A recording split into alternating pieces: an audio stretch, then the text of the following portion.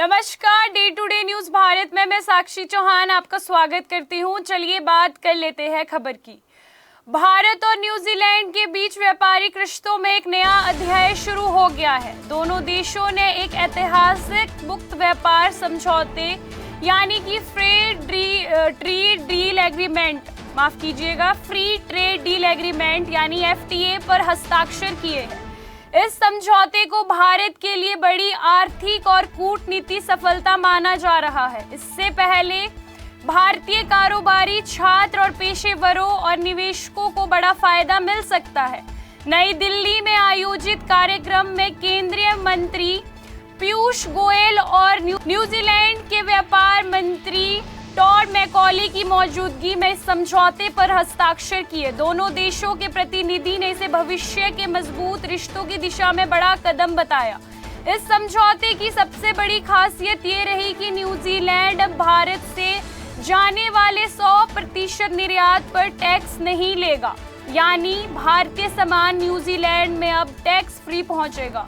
इससे भारत के निर्यात को बड़ा लाभ मिलेगा और भारतीय उत्पाद सस्ते दामों पर न्यूजीलैंड में बिक सकेगा। अब तक न्यूजीलैंड भारत जाने वाले कई उत्पादों पर करीब 10% तक आयात शुल्क लगाता था, लेकिन नए समझौते के बाद ये शुल्क खत्म हो चुका है। इससे भारत के कपड़ा उद्योग, चमड़ा उद्योग और ऑटोमोबाइल, पोर्टल और अन्य कई क्षेत्रों को फायदा मिलेगा। विशेषज्ञ मानते हैं कि इस फैसले से भारतीय उत्पादन न्यूजीलैंड के बाजार में ज्यादा प्रतिस्पर्धा बना पाएंगे। इससे भारतीय कंपनियों को नए ऑर्डर्स मिल सकेंगे और रोजगार के अवसर भी बढ़ेंगे। दूसरी ओर भारत ने भी न्यूजीलैंड से आने वाले लगभग 95% सामान पर टैक्स में छूट या कमी करने पर सहमति जताई है। इससे दोनों देशों के बीच व्यापार तेज होगा और आयात निर्यात में बढ़ोतरी होगी। इससे समझौते का एक बड़ा हिस्सा निवेश से भी जुड़ा है। न्यूजीलैंड ने अगले 15 वर्षों में भारत से $20 अरब निवेश करने की प्रतिस्पर्धा जताई है। ये निवेश इंफ्रास्ट्रक्चर, टेक्नोलॉजी, उद्योग और अन्य क्षेत्रों में हो सकती है। सरकार का मानना है कि इससे भारत में नई परियोजनाएं शुरू होगी, रोजगार बढ़ेगा और अर्थव्यवस्था को मजबूती मिलेगी। हालांकि भारत ने अपने किसानों और डेयरी सेक्टर के हितों को ध्यान में रखते हुए दूध, दही, मक्खन, पनीर और अन्य डेयरी उत्पादों को इस समझौते से बाहर रखा है।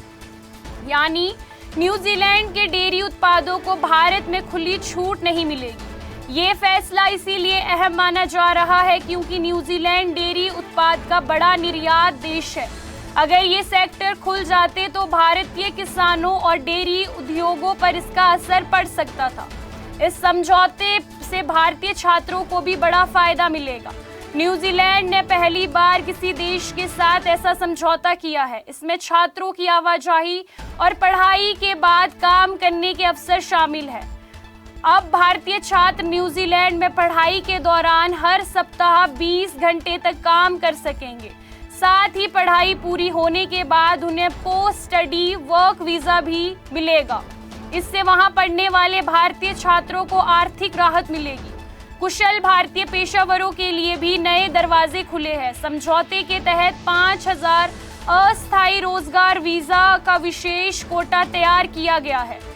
इसके जरिए भारतीय प्रोफेशनल्स 3 साल तक न्यूजीलैंड में नौकरी कर सकेंगे। इसके अलावा युवाओं के लिए भी वर्क हॉलिडे वीजा कार्यक्रम शुरू किया गया है। इसके तहत हर साल 1000 भारतीय युवाओं को 12 महीनों तक न्यूजीलैंड में रहने और काम करने का मौका मिलेगा।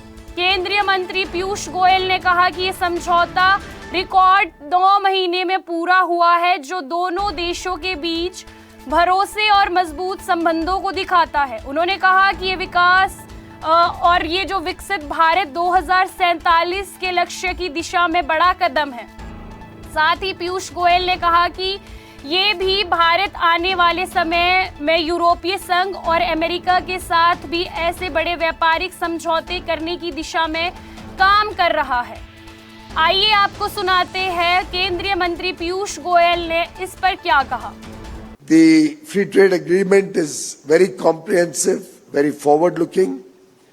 While it opens the doors for goods and services in a massive way, It also has an investment commitment which will encourage businesses to leverage the strengths and scale that India offers. It will also encourage Indian businesses to look at New Zealand market, both for access in goods and services and potential investment. It'll, as Todd said, it could open up the doors for cultural exchanges, it could open the door for education, it can expand our engagement on pharmaceuticals and the medical side. It can encourage new job creation, technology transfers, joint innovation projects. We are looking at partnerships also on the agricultural field. फिलहाल भारत और New Zealand के बीच व्यापारिक वस्तुओं में लगभग 1.3 अरब dollar और सेवाओं में सैकड़ों करोड़ डॉलर का है। दोनों देशों ने अगले 5 वर्षों में इसे बढ़ाकर 5 अरब डॉलर तक पहुंचाने का लक्ष्य रखा है। न्यूजीलैंड में करीब 3 लाख भारतीय मूल के लोग रहते हैं, जो दोनों देशों के रिश्तों को मजबूत बनाने में अहम भूमिका निभा रहे हैं। ये समझौता भारत के लिए कई मायनों में फायदेमंद है। इससे व्यापार बढ़ेगा, निवेश बढ़ेगा, रोजगार के अवसर बढ़ेंगे और छात्रों को राहत मिलेगी। भारतीय पेशेवरों को अंतर्राष्ट्रीय मौके मिलेंगे। कुल मिलाकर Bharat New Zealand free trade agreement दोनों देशों के रिश्तों को ऊंचाई देने वाला समझौता माना जा रहा है। इससे भारत को वैश्विक बाजार में मजबूत पहचान और नई आर्थिक ताकत मिलने की उम्मीद जताई जा रही है। आपको बता दें कि Day to Day News Bharat निष्पक्ष तरीके से पत्रकारिता करता है। हमारा कोई भी रिपोर्टर फील्ड में किसी से कोई उपहार या विज्ञापन स्वीकार नहीं करता और ना ही किसी को ब्लैकमेल करता। हम हमेशा दबे कुचले लोगों की आवाज बनते आए हैं और आगे भी बनेंगे। साथ ही हम लोकतंत्र के चौथे स्तंभ को मजबूत करने की कोशिश करेंगे। अभी के लिए फिलहाल इतना ही। देश दुनिया की तमाम खबरें जानने के लिए Day to Day News Bharat को देखते रहे। साथ ही हमारे चैनल को लाइक, शेयर और सब्सक्राइब करना ना भूलें। नमस्कार।